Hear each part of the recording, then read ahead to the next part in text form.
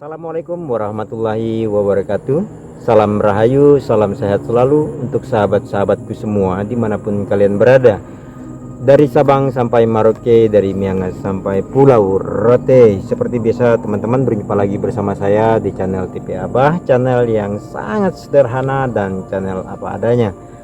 Dan seperti biasanya juga sebelum kita mendengarkan kajian Buya, ada baiknya kita minum dulu teman-teman. Tidak perlu berlama-lama teman-teman, tapi sebelumnya ilmu itu sekecil apapun kita punya pengetahuan tetaplah harus kita asah bersama-sama teman-teman, agar ilmu pengetahuan itu tidak akan pernah hilang. Semakin kita asah maka semakin tumbuh. Semakin yang tadinya ilmu pengetahuan yang terpendam akan muncul lagi. Yang tadinya mungkin pengetahuan itu sudah cukup lama hilang, muncul lagi. Sama-sama kita bisa saling mengingatkan dengan cara kita sama-sama saling mengisi dengan satu dengan yang lain.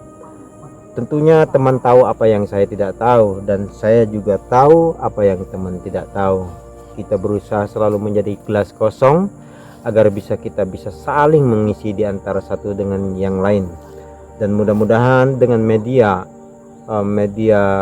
kajian-kajian beliau ini, kita bisa sama-sama melihat sisi kebenaran di dalam hidup yang sebenarnya, agar kita tidak bisa lagi dibohongi oleh segala sesuatu warna-warni kehidupan dalam atau pada saat kita sedang mempelajari sesuatu pengetahuan, atau pada saat kita ingin menapaki perjalanan tentang pengetahuan tentang ketuhanan, atau pada saat kita sama-sama sedang belajar mencari kebenaran. Karena tidak ada lain kebenaran yang sesungguhnya, itu tentunya datangnya dari Yang Maha Kuasa, dan medianya melalui adalah hati nurani kita. Tidak perlu berlama-lama teman-teman, kita dengarkan saja kajian beliau yang satu ini. Wa amma man lam yatafakkar, adapun orang yang tidak pernah memikirkan fi halin ni'ami, pada saat dia mendapatkan kenikmatan, fala ya'rifu qadraha, dia tidak akan tahu kadarnya, dia tidak tahu untuk menilai, menghargai kenikmatan itu sendiri. Fayaghfilu an syukriha, sehingga dia lalai tidak mau mensyukurinya. Fayuslabu minha wa huwa la yash'uru, akhirnya nikmat itu dicabut tanpa disadari. Kemudian juga kenikmatan fisik seperti ini, itu sifatnya sangat sebentar sekali kesadaran kita ini. Sadarnya ketika mendapatkan dan ketika hilang. Antara mendapatkan dan hilang sekian puluh tahun, tidak disadari sebagai kenikmatan. Waktu ada datang laki-laki yang melamar, senang. Dikawin senang. Sampai selesai ijab kabul dia senang. 6 bulan, 6 tahun dia senang, merasa nikmat punya suami. Manakah kene karing lus dadane bikin ke. Pegel temen tongol maning congor kun, tongol maning congor kun. Kalian maningnya nikmatku, ada yang geluntung mati lakinya, nembe nangis maning. 30 tahun ngumbangi laki baikin ke. Jadi ibaratnya kayak ngaku kaos nikmatku. Waktu ngegwesok, karo waktu sore gara penadus. Ning sawah sebeduka masih kelingan ngaku kaos ke.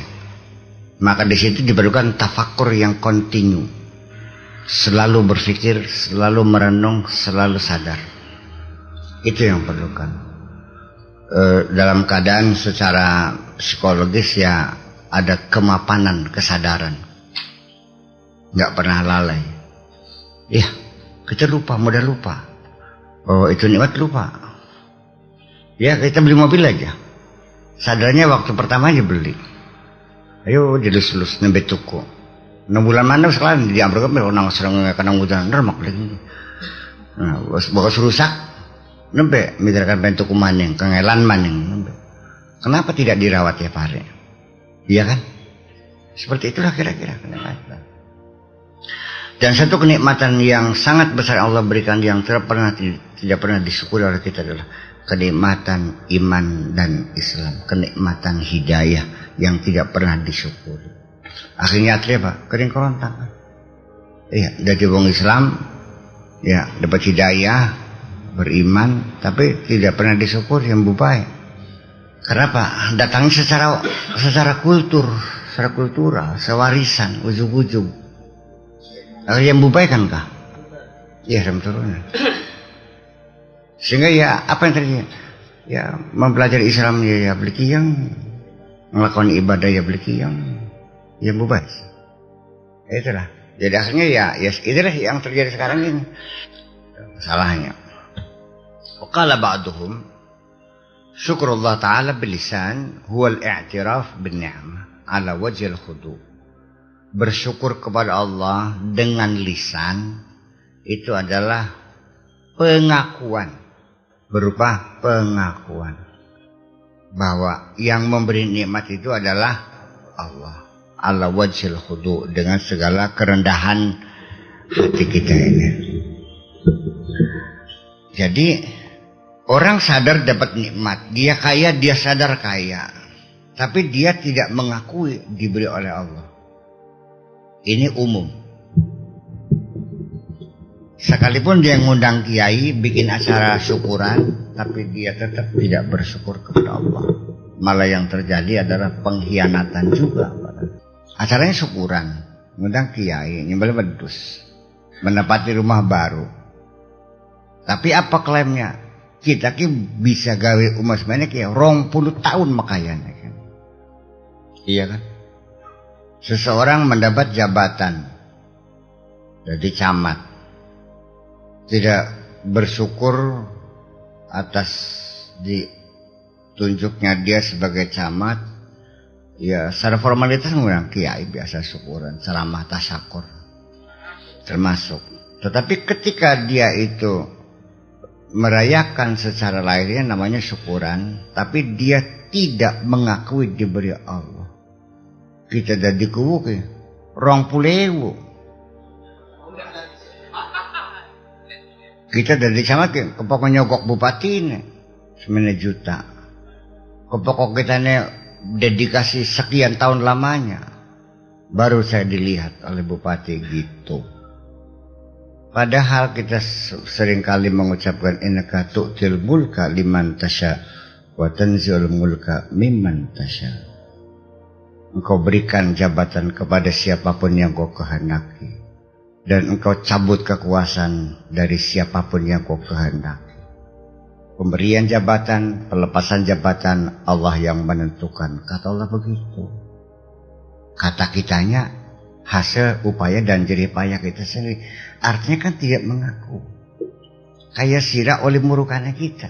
Sehingga kita alif bata. Wis alim kita mau belajar dewek. Kangelan dewek ngajak. Buya muruknya beli-beli. Bukan dewek. Lama sampeyan duwe anak.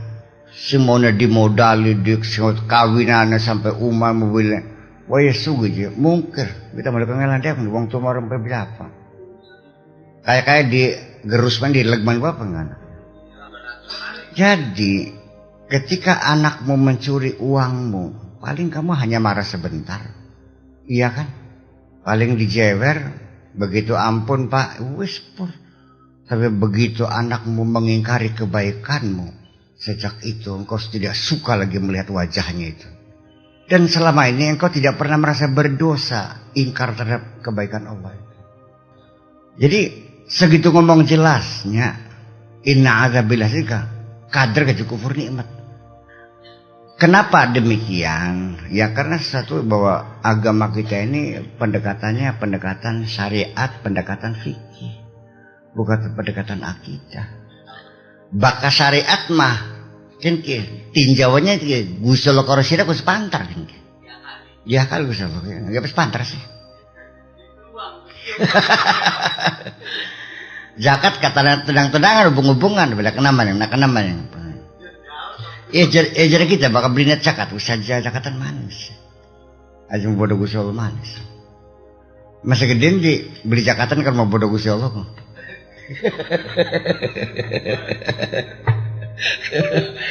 Yang beli paham sebenarnya sih. Ya itulah menjadi persoalan. Sekarang kita mau apakah diteruskan pola-pola ini, diteruskan pendekatan syariat dulu, atau kita kembali ke akidah lagi. Saya kira kalau syariat mah tidak akan merubah perilaku, tidak akan merubah perilaku orang kok. Tahu ini haram, ini halal, terus ia belum tentu melaksanakannya, belum tentu menjauhinya kok. Kalau syariat mah sudah pengetahuan, sebagai satu knowledge saja, pengetahuan aja. Ya mungkin ya tahu itu haram, masih tahu kan juga kok.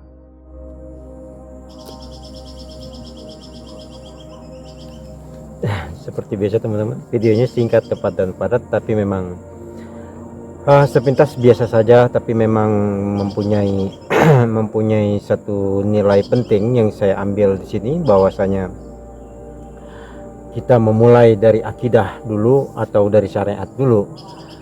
Itu memang penting teman-teman, tapi menurut opini saya, marilah kita utamakan akidah dulu dan kita juga barengi dengan syariatnya, sehingga kedua-duanya kita bisa satukan dengan satu peleburan kepada Yang Maha Kuasa, sehingga akan terjadi satu sinkronisasi dan satu harmonisasi. Maka akan terjadi sesuatu yang akan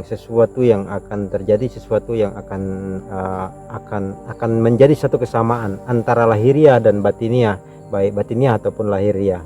Nah, akidah diutamakan, syariat baru kita mengiringi. Itu lebih baiknya menurut hemat saya teman-temannya, tapi itu menurut opini saya, sehingga kita bisa mengambil jalan tengah di dalam kehidupan ini. Kita ngambil jalan balancing atau jalan tengah ataupun keseimbangannya.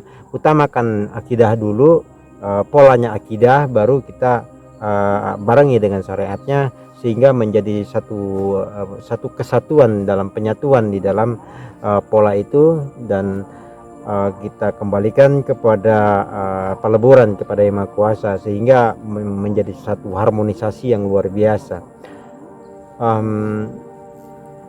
Dan itu penting ya teman-teman sesungguhnya, karena kalau kita ambil syariat dulu, nantinya kita berada di bagian terus. Di akidah juga sama juga seperti itu, tapi ini menurut opini admin ya teman-teman.